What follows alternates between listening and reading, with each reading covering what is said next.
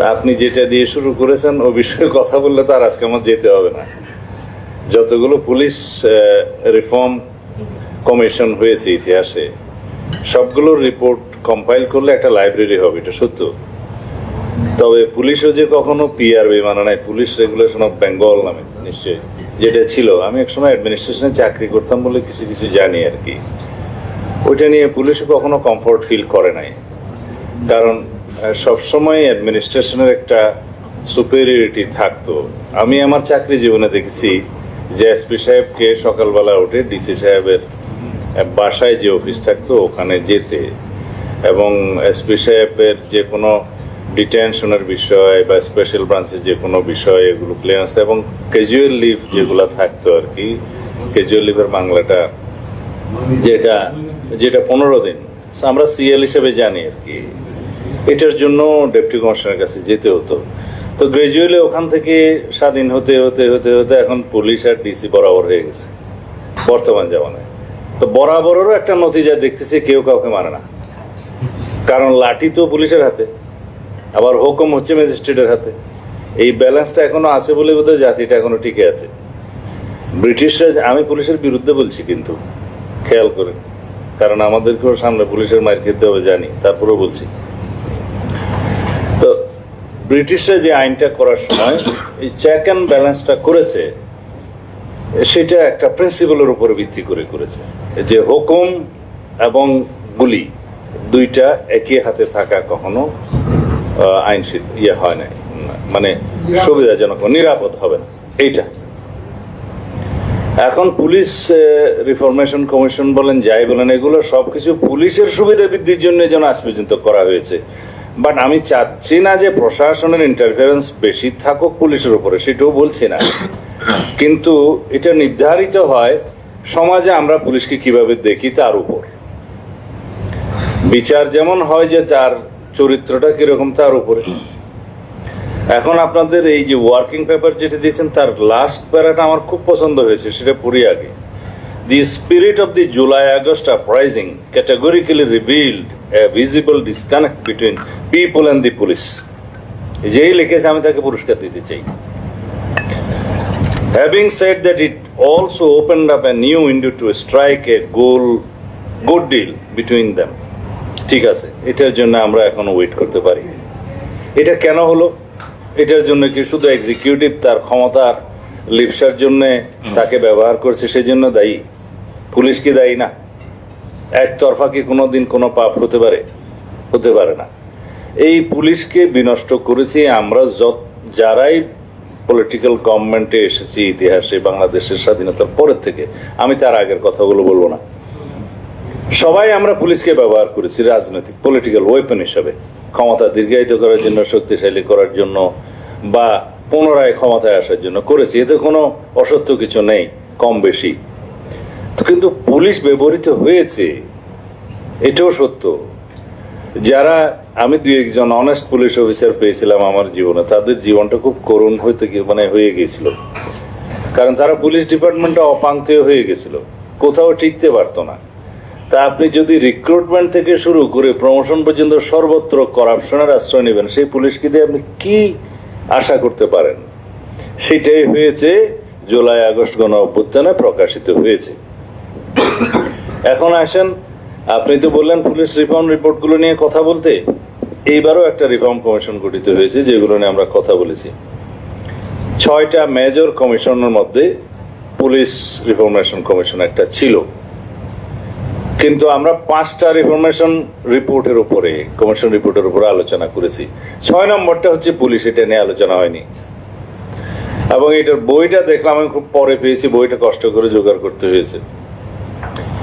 Spreadsheet যেগুলো দিয়েছিল ওখানে পুলিশ রিফরমেশনের অন্তর্ভুক্তি ছিল না। যখন আমরা ঐক্যমত্য কমিশনে আলোচনা করলাম পুলিশ রিফর্ম রিপোর্টের উপরে, বললো যে একটা স্বাধীন পুলিশ কমিশন গঠন করা হোক, আপনারা কি বলেন? সবাই 1 to 1 বললো যে ঠিক আছে, আমরা সবাই এগ্রিড। আমরাও এগ্রিড হলাম। এটা হবে প্রস্তাবিত একটা আইনের ভিত্তিতে, এবং আইনের যে কমিটি গঠন, তাদের পাওয়ার ফাংশন যেগুলো ডিটেল করা হয়েছে সেটা ওখানে ছিল। ওখানে কিছু মাইনর পরামর্শ ছাড়া বাকিরা কেউ কিছু ওখানে পরামর্শ দেয় নাই। পরামর্শগুলো সঠিকই ছিল যে এটা আইন প্রণয়নের মধ্য দিয়ে স্বাধীন পুলিশ কমিশন গঠিত হবে। সেখানে পুলিশ বিভাগের কর্মরত বা এক্স ফরমার সবাই আবেদন করতে পারবে, তাদের বিভিন্ন অভিযোগ দিতে পারবে।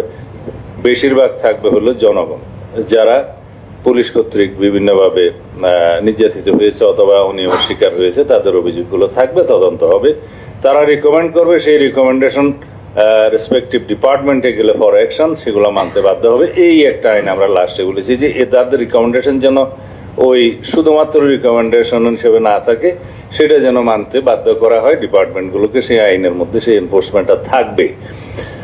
এখন তাতে করে পুলিশের মধ্যে যারা নির্যাতিত হবে বা যারা শিকার হবে অন্যায়ের, তারাও যেমন বেনিফিট পাবে, আর জনগণের মধ্যে যারা অন্যায়ের শিকার হবে তারাও বেনিফিট পাবে। সেই হিসাবে একটা স্বাধীন পুলিশ কমিশন যদি গঠিত হয়, যেটা আমরা এগ্রিড হয়েছি, সেটাতে কিছুটা নিষ্কৃতি। এখানে সেই বিষয়ে আপনারা বলেছেন যে statutory police commission citizens expectation, যেটা বলেছেন স্ট্যাটিউট তো এনাক্টমেন্টও স্ট্যাটিউট, তো এটা স্ট্যাটিউট না রেখে ইন্ডিপেন্ডেন্ট শব্দটা আমরা বলেছি, আপনি এটা কারেকশন করে নিতে পারেন। তবে স্বাধীন তো অনেক কিছু আছে বাংলাদেশে, তো কার্যকরভাবে স্বাধীন হওয়াটাই হচ্ছে মুশকিল। তা এখন শুধু নামকেও স্বাধীন হলে তো হবে, ওইটাই তো আপনাদের হাতে পড়বে আগামীতে। না, এইটা হচ্ছে আইনটা থাকবে স্বাধীন পুলিশ কমিশন গঠন, কিন্তু তার গঠন প্রণালী, তাদের মধ্যে যে তদন্ত সংস্থা থাকবে সেটা, তাদের কর্মপরিধি, তারা যে কোনো জায়গায় নিজেরা তদন্ত পরিচালনা করতে পারবেন অথবা নির্দেশ দিতে পারবেন বিভিন্ন বিভাগকে এই বিষয়টি খতিয়ে দেখার জন্য, এবং তাদের রিকমেন্ডেশনসটা যাতে ইমপ্লিমেন্ট হয় সেটা সবচেয়ে জরুরি। সেটাই যদি আইনে বাধ্যবাধকতা আনা হয়, সেটা হবে প্রকৃতপক্ষে স্বাধীনতা। তা আমরা আশা করছি সেরকম একটা স্বাধীন পুলিশ কমিশন গঠন করা যাবে এবং সবাই ঐক্যমত হয়েছে। এই বিষয়ে কোনো পার্টি দ্বিমত হয়নি। এখন দ্বিমত হলে শুধু পুলিশ হলে হইতে পারে, কারণ এর দ্বারা যদি পুলিশ ডিপার্টমেন্টের কেউ ক্ষতিগ্রস্ত হয় ভবিষ্যতে, তাহলে হইতে পারে, এখন পর্যন্ত হয় নাই। তা আমরা জিজ্ঞেস করলাম এটা আপনাদের রিপোর্টে নাই কেন, বললে যে এই বিষয়টাই কেবল রিফরমেশন কমিশনে কেউ সিদ্ধান্ত নিতে পারে নাই। নিশ্চয়ই ওখানে পুলিশের চাপ ছিল, হতে পারে, কিন্তু ব্যুরোক্রেটদের চাপ ছিল। এখন স্বরাষ্ট্র মন্ত্রণালয়ে গেলে সবাই পুলিশ হয়ে যায়, সে ব্যুরোক্রেট হলেও পুলিশ হয়ে যায়। আমি আমার সিভিল সার্ভিস লাইফে এবং আমার পলিটিক্যাল লাইফে যেটুকু আমি দেখেছি, প্রত্যেকটা গভর্নমেন্ট পুলিশকে খুশি করতে চায়। পুলিশের সমস্ত দাবি দেওয়া, রাজারবাগ পুলিশ লাইনে যখন বাৎসরিক একটা উৎসব হয়, ওখানে প্রধানমন্ত্রী যায়, যারা দেয় করলে যে সব মানতে হবে, আগামীতে ইলেকশন আছে। এই আমি এটা শুনেছি আমার নিজের কানে এবং দেখেছি, এবং আমাদের নেতারা সবাই প্রধানমন্ত্রীকে বলতে যে এটা মানতে হবে, নাইলে আগামী নির্বাচনে তাদের সুবিধা টুবিধা পাওয়া যাবে না ইত্যাদি। এই যে একটা মানসিকতা, এটা আমাদেরকে ধ্বংস করে দিয়েছে। এবং একই মানসিকতা আমি বলবো যে আর একটা গোত্রের ক্ষেত্রেও হয়েছে, যে তাদেরকে কিং মেকার বানিয়ে দেওয়া হয়েছে। এবং গ্রাজুয়ালি সবকটা গভর্নমেন্ট আমরা এই জন্য দায়ী, এই যে যা কিছুই চেয়েছেন সবকিছু দিতে হয়েছে। এখন হাউজিং ব্যবসা থেকে শুরু করে, হোটেল ব্যবসা থেকে শুরু করে, ডেয়ারি ব্যবসা থেকে শুরু করে সবকিছু আমরা দিয়ে দিয়েছি। এখন সেটা আমি নাম নিলে অসুবিধা। তো এখন এইভাবে দিতে দিতে দিতে দিতে এই পুলিশকে এবং অন্যদেরকে যেই জায়গায় আমরা তুলে রেখেছি, they became the king maker of the country. এবং এই জায়গাতে পলিটিক্যাল পার্টিগুলো পলিটিক্যাল কর্তৃত্ব হারিয়েছে, এবং বলা হচ্ছে যে রাজনীতিবিদদের হাতে থাকতে হবে। তা রাজনীতিবিদরা তো পলিটিক্সটা দিয়ে এসছে অন্য জায়গায়, তো সেইটা এখন ফেরত আনানোর দায়িত্ব আমাদের, যেটা লাস্ট প্যারাগ্রাফ দিয়ে শুরু করছিলাম, সেই জায়গাতে আসতে হবে। এখন পুলিশের এবং পাবলিকের মধ্যে যে দূরত্বটা, যে গ্যাপটা হয়েছে, সেই গ্যাপটা আমাদেরকে পূরণ করতে হবে এককভাবে নয়, পুলিশের সহায়তায়। শুধু পলিটিশিয়ানরা চাইলে হবে না, এমপিরা চাইলে হবে না, লেজিসলেচার এনাক্টমেন্ট করলে হবে না, পুলিশের সহযোগিতা লাগবে। এখন আমাদের সোসাইটিতে একটা কথা বিশেষভাবে আমরা বলতে চাই যে পুলিশকে আমরা যতই বলি দূষিত হয়েছে, নৈতিকতা হারিয়েছে, বিভিন্নভাবে তারা এখনো পর্যন্ত সংগঠিত হতে পারে নাই, এবং আইন প্রয়োগকারী সংস্থা হিসেবে তারা এখন প্রাইম ল এনফোর্সিং এজেন্সি হিসেবে আর কাজ করতে পারছে না। তৎসত্ত্বেও একটা কথা আছে, পুলিশ বাইরে কিছু মনে করেন না, এটা হচ্ছে পুলিশ হচ্ছে their necessary devil of the society. শয়তান তো বটেই, কিন্তু এই শয়তান ছাড়া চলবে না, দেশ চলবে না, সোসাইটি চলবে না, আরো বেশি নৈরাজ্যকর পরিস্থিতি সৃষ্টি হবে। সুতরাং এই পুলিশকে আমাদেরকে রিফাইন করতে হবে, এটাকে রিফর্ম করতে হবে, জনবান্ধব করতে হবে, এবং জনগণের বন্ধু হিসাবে যাতে গ্রাজুয়ালি প্রতিভাত হতে পারে সেই রকম মন মানসিকতা আমাদেরকে গড়ে তুলতে হবে। Politician, both administration and police, এইখানে যদি আমরা পরস্পর সহযোগিতা করে কাজ না করি, এই প্রায় নুয়ে পড়ায় পুলিশ ব্যবস্থাকে আমরা আর জাগ্রত করতে পারবো না। পুলিশের দূষণ সবচেয়ে বেশি জনসমক্ষে আলোচিত হয়, কারণ end of the day it is the police যার কাছে সবাইকে যেতে হয়, ঘুরে ফিরে এক্সিকিউশন লেভেলটা হচ্ছে পুলিশ। তো সুতরাং পুলিশের সাথে জনগণের যেহেতু সরাসরি সম্পর্ক, সুতরাং এখানে দূষিত হওয়ার সম্ভাবনাও বেশি থাকে। সেই জন্য আমাদের মানসিকতার পরিবর্তন সবচেয়ে বেশি জরুরি। এই মানসিকতা যেমন পুলিশের পক্ষ থেকেও আমাদের মোটিভেশনাল ওয়ার্কের মধ্যে দিয়ে পুলিশ ফোর্সটাকে মোরালি জাগ্রত করতে হবে, তেমনি আমাদের এনাক্টমেন্টও আনতে হবে এবং আমাদের জনগণকেও সেই মানসিকতাটা ধারণ করতে হবে। এখন এই যে 5ই আগস্টের পরে 2024-এর যত মামলা হয়েছে এবং এরপরে যত মব ক্রাইসিস হয়েছে, এই দুইটা জিনিস এই সরকারের সবচেয়ে বেশি ড্যামেজ করেছে, জনগণের ড্যামেজ করেছে। তার মধ্যে একটা মামলায় 2000-5000 জন মামলা দিয়ে দিয়েছে, যার সাথে মামলার কোনো সম্পর্ক নাই, কিন্তু এই মামলাটা রেকর্ড করে কে? পুলিশ। আগে আমরা মামলা নিতে পারে না, আমি যেমন আমাকে গুম করা হলো, আমার ওয়াইফ জিডিও করতে পারে নাই, পুলিশ বলেছে যে আমার পক্ষে নেওয়া সম্ভব না। তো এই এখতিয়ারটা যেহেতু আইনে পুলিশের কাছে দেয়া আছে, সেটার মিসইউজ করার সুযোগও তাদের কাছে আছে। এফআইআর না নিলে আপনি যেতে পারেন থানায়, কোর্টে আপনি মামলা করে সেটাতে ইনকোয়ারির জন্য আবার ওই থানাতেই তো পাঠাবে। তো যেই থানায় বললো যে আমি এখানে মামলা নেবো না, সে কি ইনকোয়ারি করবে? স্বাধীনতা আছে। এফআইআর বইতে কিছু পাতা ওরা ব্ল্যাঙ্ক রাখে, যাতে ভূতাপেক্ষ অনুমোদন সহ আগের মামলা রেকর্ড করে নিতে পারে আর কি। এগুলো ইন্সপেকশন করবে কি? ইন্সপেকশন যারা করবে, কথা বললেন যে জুডিশিয়ারির, আমরা এই ইন্সপেকশনের দায়িত্ব পুলিশ কমিশনকেও দিতে চাই এখানে, যাতে যে কোনো সময় বিনা নোটিসে থানায় অথবা যে কোনো জায়গায় তারা ইনকোয়ারি করতে পারে একদম বিনা নোটিসে, এবং মেজার্স নিতে পারে। এগুলো করলে অন্তত চেক অ্যান্ড ব্যালেন্স হবে। জুডিশিয়ারিকে, আইজি সাহেব বললেন যে জুডিশিয়ারিকে একটা ওভারসাইট দেওয়া যায় কিনা। তো জুডিশিয়ারির ওভারসাইট তো এখনো জুডিশিয়াল ক্যাপাসিটিতে আছে, কিন্তু তাতে কি কার্যকর কিছু হয়?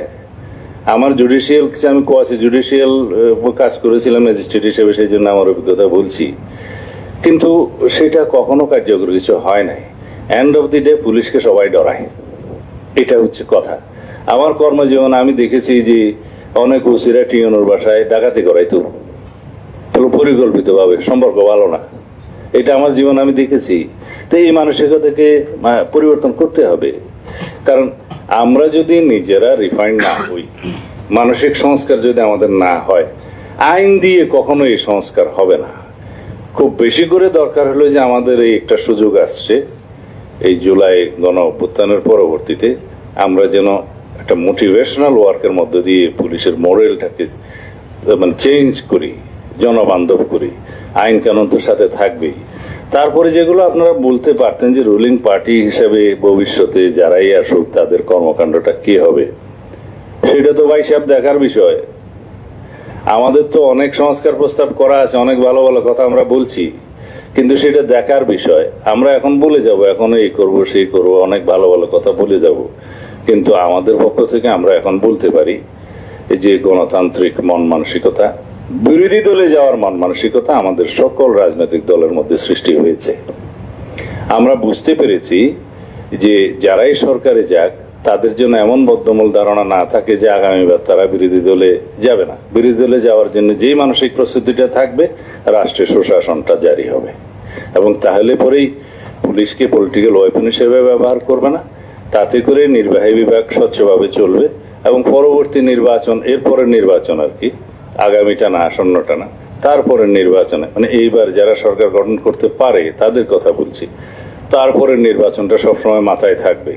যেহেতু স্বাধীন নির্বাচন commission, caretaker government, independent judiciary and press freedom, এগুলোর মধ্য দিয়ে যেহেতু দেশ যাবে এবং নির্বাচন চলবে, তখন তাদের অবশ্যই এইটা মাথায় থাকবে যে পুলিশকে আমরা ব্যবহার করে বা স্টেট মেকানিজম বা স্টেট মেশিনারিগুলোকে আমরা ব্যবহার করে ভবিষ্যতে আরও একবার ক্ষমতায় আসার যে প্রবণতা, এটা মাথায় আর থাকবে না। তাহলে পরে রাষ্ট্রটা আমরা চালাতে পারবো সুন্দরভাবে এবং গণতান্ত্রিক একটা রাষ্ট্র হবে। এই মানসিকতা এখন সৃষ্টি হয়েছে এবং আমরা যেগুলো ঐক্যমত্য কমিশন আমরা এগ্রিড হয়েছি, এই সমস্ত বিষয়গুলো আমরা সবাই এগ্রিড হয়েছে। আশা করি এগুলো সংবিধানে ধারণ করা হবে এবং সেই ধারণ করার মধ্য দিয়ে আমরা প্রকৃতপক্ষেই আগামীতে যে রাষ্ট্রটা দেখতে চাচ্ছি, একটা ডেমোক্রেটিক, শক্তিশালী ডেমোক্রেটিক রাষ্ট্র এবং ডেমোক্রেটিক ইনস্টিটিউশন, কনস্টিটিউশনাল ইনস্টিটিউশন সবগুলো স্টাবলিশড হবে। তো এইটার মধ্য দিয়েই বাকি অর্গানগুলোর এবং বাকি ইনস্টিটিউশনগুলোর অ্যাকাউন্টেবিলিটি এবং আরেকটা কি বললেন, ট্রান্সপারেন্সি নিশ্চিত করা যাবে। যদি উপরে ঠিক না হয়, নিচে ঠিক হবে না। এইটাই হচ্ছে আমার বক্তব্য। আর রিক্রুটমেন্ট সিস্টেম সম্পর্কে আমি এখানে আইজি সাহেব আছে বলবো, আপনি হয়তো একদিনে এই বিপ্লব সাধন করতে পারবেন না। কনস্টেবল টু এভরি অফিসার্স, প্রত্যেকটা রিক্রুটমেন্টে সাংঘাতিক দুর্নীতি হয়। আমরা জনগণকে রিপ্রেজেন্ট করি, তো প্রত্যেক জনগণ আমাদের সামনে সবকিছু এসে বলে, অন্তত ঘরে এসে বলে, আপনাদের কাছে হয়তো বলবে না। এটা বন্ধ করতে হবে যে কোনো মূল্যে। আপনারা কিছু কিছু উদ্যোগ এখন নিয়েছেন কনস্টেবল রিক্রুটমেন্টের ক্ষেত্রে, যে খাতাটা এখানে কাটছেন এবং ভাইবার ফল প্রকাশের মধ্য দিয়ে 1-2 ঘন্টার ভিতরে রিক্রুটমেন্ট হচ্ছে সম্ভবত কনস্টেবলে, তাই না? সাব ইন্সপেক্টর হচ্ছে, তাই কনস্টেবলও হচ্ছে বলে জানেন?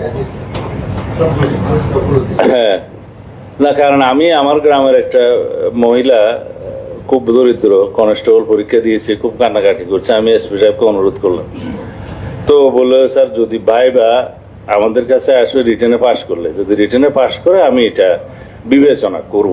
তখন আমি বুঝলাম যে ঠিক আছে, এখান থেকে রিটেন পরীক্ষা হবে হলো ওখানে, খাতা কাটবে সেন্ট্রালে, পরীক্ষার রেজাল্ট ওখানে হবে, 1 ঘন্টার ভিতরে দেবে। এইরকম সিস্টেমগুলো যদি আমরা করতে পারি, তাহলে সব লেভেলে অ্যাটলিস্ট ওইটা তো পাবলিক সার্ভিস কমিশনগুলোর বাদে বলছি, তাহলে অন্তত এই রিক্রুটমেন্টের মধ্য দিয়ে আপনারা দুর্নীতিটা এখানেই কিন্তু কমাতে পারবেন, রোধ করতে পারবেন। আগে যেটা খুব বেশি দেখেছি যে এখানেই রিক্রুটমেন্টের মধ্যে অনেক দুর্নীতি। আর পুলিশের দাবি দেওয়া মানার জন্য যে সমস্ত সভা হয় আর কি, রাজারবাগে বাৎসরিক একবার, এগুলো পুলিশের তরফ থেকেও বন্ধ করতে হবে, যাতে অতিরিক্ত সুবিধা দেওয়া আদায়ের জন্য পলিটিক্যাল গভর্নমেন্টের কাছে, নির্বাহী বিভাগের কাছে যেন প্রেশার না করা হয়, এখানেও যেন যৌক্তিকতা বজায় রাখা হয়। তাতে করে নির্বাহী বিভাগও সুযোগ নেয় এবং পুলিশও দুর্বল হয়ে যায়। সুতরাং যেগুলা সুবিবেচনা নেওয়া যায় সে সমস্তগুলো ওইখানে বলার দরকার নেই, এটা জাতি বুঝবে। সেটা বাজেট প্রণয়নের আগে অর্থমন্ত্রীর কাছে যেতে হবে, বা অন্যান্য যেগুলা এনাক্টমেন্টের বিষয় আছে সেগুলো পার্লামেন্টে স্ট্যান্ডিং কমিটির মাধ্যমে যেতে পারে। এগুলো ওইভাবেই যাক। শুধুমাত্র প্রধানমন্ত্রীর কাছে গিয়ে বলবে যে আমাদের এই দিতে হবে, আমাদের এই ইনক্রিমেন্ট দিতে হবে, আমাদেরকে এই সুযোগ সুবিধা দিতে হবে, এই তো সেনাবাহিনীকে দিয়েছেন, আমাদেরকে কেন দিবেন না, এই সমস্ত এগুলো বন্ধ করতে হবে, যাতে নির্বাহী বিভাগও সুযোগ না নিতে পারে পুলিশের উপরে, আর পুলিশেরও যেন দুর্বলতা প্রকাশ না হয়। চেক অ্যান্ড ব্যালেন্স থাকতে হবে। আমরা পলিটিক্যালি সামনে পুলিশকে রাজনৈতিক ওয়েপন হিসেবে ব্যবহার হতে দিতে চাই না। আমরা নিজেদেরও সেই মানসিকতা আমাদের নাই এবং ভবিষ্যতে পুলিশের পক্ষ থেকে যেন সেভাবে চলতে হবে। তবে পুলিশের আচার আচরণ নির্ধারণ করবে তাদেরকে জনগণ বন্ধু হিসেবে গ্রহণ করবে কিনা, সেই সুযোগটা এবার সৃষ্টি হয়েছে। আশা করি পুলিশ ডিপার্টমেন্ট সেটা নজরে নেবে। অতীতের সমস্ত ইতিহাসগুলোকে, সমস্ত দুর্ঘটনাগুলোকে স্বীকার করে নিয়ে অনেকেই মাপ চেয়েছেন ইতিমধ্যে, এটা খুব ভালো লক্ষণ। তার মধ্য দিয়ে আমরা মনে করি যে এই মানসিকতাটা আমাদের সৃষ্টি হোক যে জনগণই সকল ক্ষমতার উৎস এবং জনগণের সার্ভিস দেওয়ার জন্য আমরা সমস্ত ডিপার্টমেন্ট এবং রাষ্ট্রের সমস্ত মেশিনারিজ, সমস্ত মেকানিজম, সুতরাং জনগণের কাছে আমরা দায়বদ্ধ থাকি, নিজেরা ট্রান্সপারেন্ট থাকি। এই দায়বদ্ধতার মধ্য দিয়েই অবশ্যই পুলিশ ডিপার্টমেন্ট একটা উজ্জ্বল ভাবমূর্তি সম্পন্ন বাহিনীতে পরিণত হবে। আর আমাদের পলিটিক্যাল পার্টির একজন ওয়ার্কার হিসেবে আমি আমার বড় ভাই মাহফুজানাম সাহেব যেটা বললেন সেটা এসিওরেন্স দিতে পারি যে আমাদের দলের পক্ষ থেকে জনবান্ধব পুলিশ বাহিনী সৃষ্টির জন্য, অ্যাকাউন্টেবল এবং ট্রান্সপারেন্ট পুলিশ বাহিনী সৃষ্টির জন্য যা কিছু করণীয় আমরা আইন প্রণয়নের মধ্য দিয়ে করব, এবং অন্যান্য মেকানিজম যা কিছু আছে, সিভিল সোসাইটি যা যা পরামর্শ দিবে সেগুলো আমরা গ্রহণ করব। ধন্যবাদ। Thank you.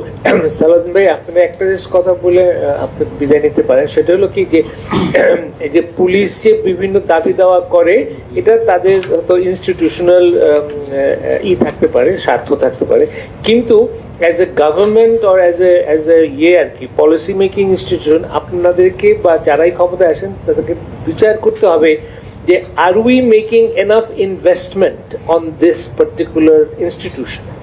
ধরেন আপনি স্বাস্থ্য খাতে কত ব্যয় করবেন, এডুকেশনে কত ব্যয় করবেন, এগুলো যখন বিচার হয় সেভাবে পুলিশ, বিকজ আফটার অল একটা good ethical police will generate that sort of A confidence in the people, যে তারা পরে আরো বেশি কাজ করবে, তারা নিশ্চিত বোধ করবে। মানে the investment in police is reflected in many ways, যেটা হয়তো অ্যাকাউন্টেবল মনে হয় না, মানে আপনার হয়তো অ্যাকাউন্টিং এ ওইটা দৃষ্টিগোচর হচ্ছে না। যেমন মানে ধরেন আপনি যদি খুব ভালো এডুকেশন সিস্টেম করেন, এটা আপনার 10 বছর 15 বছর পরে জাতিকে যেভাবে মানে বিকশিত করবে, উন্নত করবে, স্কিলফুল করবে, ওইটা আপনি এই মুহূর্তে অ্যাকাউন্টিং এ পাবেন না। তো আমি একটু অনুরোধ করব যে পুলিশ অ্যাজ এন ইনস্টিটিউশন আমরা কত পার্সেন্ট অফ দ্য জিডিপি ওর উপরে ইনভেস্ট করি, শুধু মানে ওইখানে একটু দৃষ্টিভঙ্গিটা আর একটু প্রসারিত করা উচিত বলে আমি ব্যক্তিগত মনে করি। এটা আমার অনুরোধ রইল আপনার কাছে। না, আপনি যদি শুনতে চান, এটা তো আসলে গুড সোশ্যাল ইনভেস্টমেন্ট, ঠিক আছে। তো সিভিল ব্যুরোক্রেটদেরকে 50 লাখ টাকা বোধহয় না 35 লাখ টাকা গাড়ি কেনার জন্য দেয়া হলো, খুশি করার জন্য যেভাবে হোক দেয়া হলো, মেনটেন্যান্সের জন্য পার মান্থ 25,000 দেয়া হলো, এগুলা গ্রাজুয়ালি কাটছে এবং সেটা আলটিমেটলি ওনারশিপ তার কাছে যাবে। বেতন 2 গুণ 3 গুণ করা হলো, তো ভাই সাহেব ঘুষ খাওয়া কমছে নাকি? এটা মানসিকতা। বলছিল একজন অফিসারকে যে কত বেতন হলে তুমি পরে ঘুষ খাবা না, তো বললো যে এটা ডবল করে দেন। সাথে সাথে বললো যে ডবল করে দেওয়ার পরে যদি তুমি শুধু ওই পরিমাণ ঘুষ খাওয়া বন্ধ করো তাহলে তো কাজ হবে না। এটা মানসিকতার ব্যাপার। আপনি কত ইনভেস্ট করবেন এবং পুলিশের বেতন কত বৃদ্ধি করবেন, রিস্ক ম্যানেজমেন্ট বা রিস্ক ফান্ড কত দিবেন, বা কোনো দায়িত্বে থাকাকালীন সময়ে মৃত্যু হলে তার জন্য বেনিফিট কি দিবেন, ইত্যাদি সব কিছু করতে হবে। কিন্তু তারপরেও আমি বলবো এখানে অ্যাকাউন্টেবিলিটি, ওভারসাইট এবং ট্রান্সপারেন্সি বাড়ানোর মধ্য দিয়ে তাদেরকে জনবান্ধব করতে হবে। এটা রাতারাতি হবে না। অগ্রযাত্রা প্রতিদিন, নির্ভীক প্রত্যয়ে উজ্জীবিত।